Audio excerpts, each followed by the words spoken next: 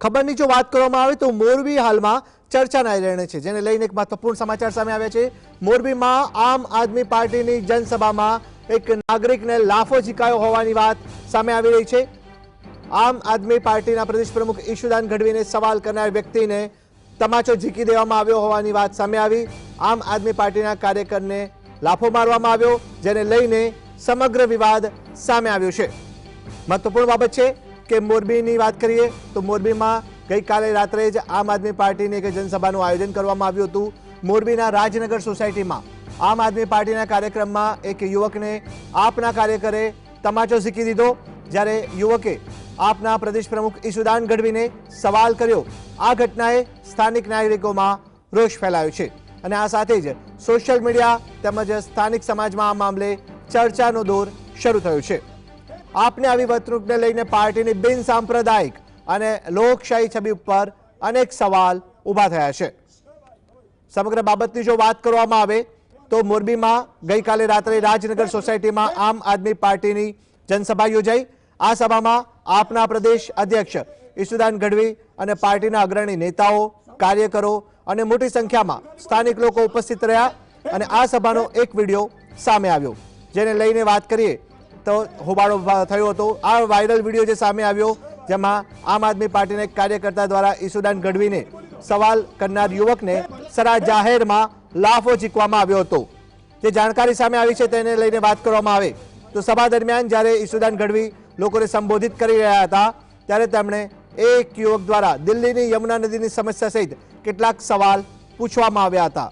સમગ્ર બાબતની વાત કરીએ તો યુવક પાસે ઉભેલા આપના કાર્યકર્તાએ ઉશ્કેરાઈને યુવકને સરા જાહેરમાં લાફો ઝીકી દીધો હતો। આ વિડીયો સોશિયલ મીડિયા પર વાયરલ થતા લોકો અનેક સવાલ કરી રહ્યા છે અને પોતાનો રોષ પણ વ્યક્ત કરી રહ્યા છે। આ સાથે જ જે કાર્યકર્તાએ યુવકને લાફો માર્યો તેને પણ કડક સજા થાય તેવી માંગ પણ ઉઠવા પામી છે। સ્થાનિક લોકો દ્વારા તેવી માંગ કરવામાં આવી છે।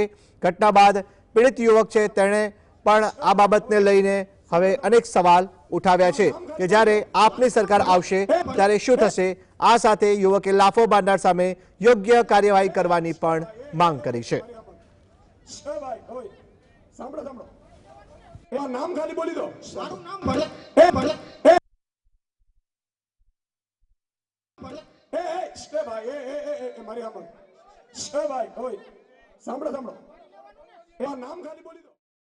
સાઈડ માં લીયો એનો એક ભાઈ હતો, થોડી દાઢી અને પાતરી, ભાઈને હું ઓળખી જાવ એને મને ફડાકો માર્યો।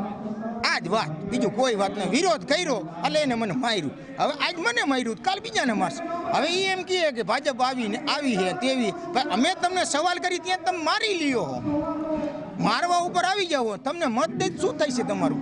તમે માથે બેસો બરોબર, ત્યાં તમારું શું થાય? તમે ફડાકો મારી લ્યો। ખાલી એક નાનો યુવાન 40 વર્ષનો તમને બે સવાલ કરે છે, ખાલી સિમ્પલ ને સોબર બે સવાલ કે તમે પંચા રોડની વાત કરો હો, પંચા રોડમાં પાણી ભરાણું, સાચી વાત ભરાણું બરોબર, તો યમુના નદીમાં 11 વર્ષ પાણી ભરાણું, દિલ્હીમાં ગરી ગયું, ત્યાં તમે ક્યાં ગયા હતા?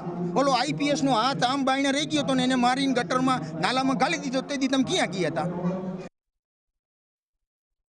કરીશું ત્યાંથી ભાજપમાં તે રેડાયું છે। મુખ્યમંત્રી લેવલથી એક ષડયંત્ર રચવામાં આવ્યું એવું આશંકા છે કે મુખ્યમંત્રીએ કીધું હોય કે ભાઈ આમ આદમી પાર્ટીની સભાઓ ડિસ્ટર્બ થાય, એના નેતાઓ ડિસ્ટર્બ વચ્ચે પેલું, કારણ કે લોકો જાગૃત થઈ રહ્યા છે। પણ અમે આનાથી કોઈ બીવાના નથી, અમે કોઈ ડરવાના નથી। અમે ભાજપના રાવણ શાસનથી નથી ડરતા। તો એમની આ બધી હરકતોથી તો શું, પણ એ નિમ્ન કક્ષાની હરકતો કહેવાય।